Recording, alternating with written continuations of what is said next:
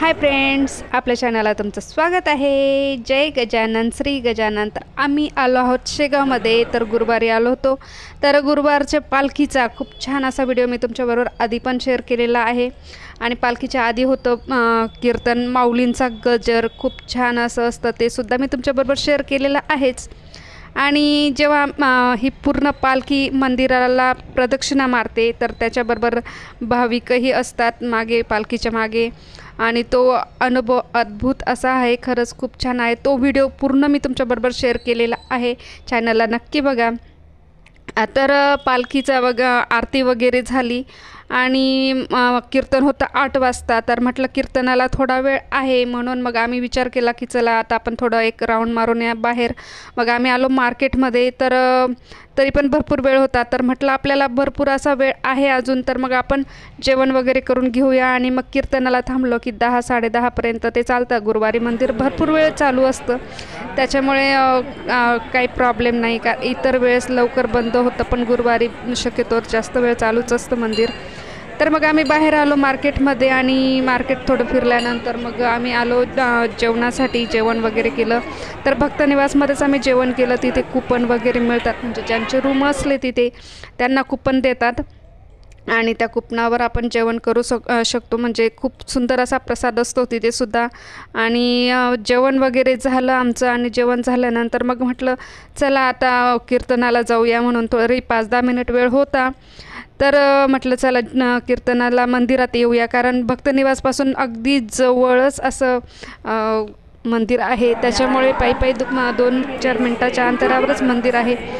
तर आम्ही बाहेर आलो तर बघतो तर काय, भक्तनिवासमध्ये रूमसाठी माझी मैत्रीण आणि तिचे मिस्टर रूम बुक करण्यासाठी तिथे बसलेले. आणि आम्हाला अगदी आश्चर्यच वाटलं, अरे बापरे. आणि आमचं खरं म्हणजे खूप दिवसापासून ठरवत होतो आम्ही की आपण दोघी म्हणजे आपण पूर्ण आपली फॅमिली आहे, असं दोघी फॅमिली आपण शेगावला जाऊया म्हणून. तर दोघांचं ॲडजस्ट होतच नव्हतं, कधी त्यांना वेळ मिळायचा नाही तर कधी आम्हाला. तर आमचं अचानक ठरलं की आता चला, कोणी तयार होत नाहीत, आपण जाऊन या म्हणून. आणि त्यांचं पण अचानकच ठरलं. आम्ही सकाळी आलो आणि ते आले रात्री. तर त्यांचे मिस्टर करताय रूम बुक आणि आम्ही चाललो आहोत आता मंदिरामध्ये. इसे कहते हे गहिरी दोस्ती आहे की नाही. तर अचानक ते समोर दिसल्यावर मला खरंच आश्चर्य वाटलं की आपण कधीपासून ठरवत होतो की एकत्र जाऊया म्हणून, पण वेळ मिळालाच नव्हता आम्हाला. काही ना काही अडीअडचणी येत होत्या. आणि मग असं मनातून काढलं ना की माऊलींचं दर्शन घेऊन यायचं म्हणून. तर आम्ही अचानक ठरलं आणि आम्ही आलो शेगावला. आणि त्यांचं पण तसंच ठरलं. तर तिला म्हटलं चल, म्हटलं आपण इथे कीर्तनाला जाऊया, म्हणून आम्ही आलो आहोत आता कीर्तनासाठी. तर ते यांना जेव्हा सांगितलं ना की इथे दर गुरुवारी कीर्तन असतं म्हणून, तर त्यांना माहीत नव्हतं. तर ते म्हणे चल चल, मलाही बघायचं, मी कधी बघितलेलं नाही म्हणून. तर मग आम्ही आलो कीर्तनाला. कीर्तन वगैरे झाल्यानंतर आम्ही आलो परत भक्तनिवासमध्ये, कारण भरपूर टाईम झालेला होता. आणि हे जे सेवेकरी आहेत ना, त्यांचे स्पेशल तिकडेचा रूम असतात, तर ते गाडीची वाट बघताय. आणि भक्तनिवासमध्ये बघा रात्रीचं वातावरण कसं आहे, अगदी शांतता, कारण थंडीचे दिवस आहेत. तर थंडीमुळे रूमच्या बाहेर जास्त कोणी निघत नाही. आणि मी उन्हाळ्यातला पण एक शूट तुम्हाला दाखवला होता. उन्हाळ्यात इथे सगळे भरपूर असे बसलेले असतात, पण हिवाळ्यात तिथे आहे अगदी गारवा. तर त्याच्यामुळे बाहेर कोणीच नाही जास्त करून, फक्त ज्यांना रूमचे बुक करण्यासाठी जे आहेत तेच, आणि ज्यांना गाडीची वाट बघतायत तेच लोक आहेत. तर यांना अजून रूम मिळालेला नव्हता. तर म्हटलं काय करायचं. मग आम्ही थोडा वेळ तिथे बसलो, थोड्या गप्पा मारल्या आणि मग आला त्यांचा कॉल की चल रूम मिळाला म्हणून. तर म्हटलं चला बरं झालं. जवळजवळ 11-11:15च्या वर टाईम झालेला होता, त्यांना रूम मिळाला. बराच उशिरा रूम मिळाला त्यांना.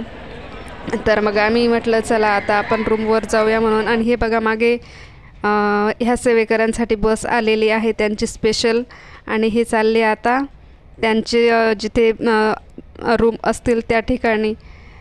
तर हे बघा अगदी शांतता आहे भक्तनिवासमध्ये रात्रीची, खरंच. आणि असं प्रसन्न वाटतं आहे. आणि आजूबाजूला तर अगदी थंडीगार हवा चालू आहे, कारण भरपूर झाडं असतात, पाणी नेहमी कंटिन्यू ते मारत असतात, त्याच्यामुळे खूप गार वाटतं तिथे, खूप छान वाटतं. आणि थंडीचा अंगालाही थंडी खूप वाजत होती, कारण मी घातलेलं नव्हतं स्वेटर. स्वेटर रूममध्येच राहिलं होतं. त्याच्यामुळे मग मी म्हटलं चला आता पटकन आता रूममध्ये जाऊया आणि स्वेटर घेऊया, म्हणून मग आलो आम्ही आता आमच्या रूममध्ये. कारण त्यांना रूम जी मिळाली ती दुसऱ्या याच्यावर होती, नाही त्यांना फर्स्ट फ्लोअरला होती आणि आमच्या सेकंडला होती. मग आम्ही त्यांच्या रूममध्ये गेलो आणि आम्ही आमच्या रूममध्ये आलो. म्हटलं चला मग आता रूममध्ये आल्यानंतर थोडा वेळ आम्ही बसलोच होतो की त्यांचा लगेच आम्हाला आला कॉल. म्हटलं काय झालं, आणि आम्ही जिथे रूम घेतला होता त्याच्याच समोर जिना होता आणि त्या जिन्याच्याच म्हणजे आमच्या रूमच्याच खाली त्यांचा रूम अगदी जवळच होता. आम्ही जिना उतरून खाली जाऊन बघितलं तर लगेच त्यांचा रूम. तर ते म्हणे या म्हणे आपण थोड्या गप्पा मारू, म्हणून आम्ही त्यांच्या रूममध्ये गेलो आणि त्यांच्या रूममधून हे बघा हे भक्त निवासची मी शूट केली आणि हा आहे त्यांचा रूम. तर खूप दिवसानंतर आमची म्हणजे खूप इच्छा होती की गप्पा माराव्यात, असं कुठेतरी जावं म्हणून, आणि आमची इच्छा ती पूर्ण झाली. अचानक जमलं ते सगळं काही, असं म्हणजे ठरवलंच नव्हतं की आम्ही एकत्र आज आपण शेगावला जाऊया म्हणून. अचानक समोर आले आणि खरंच इसे कहते गहरी दोस्ती.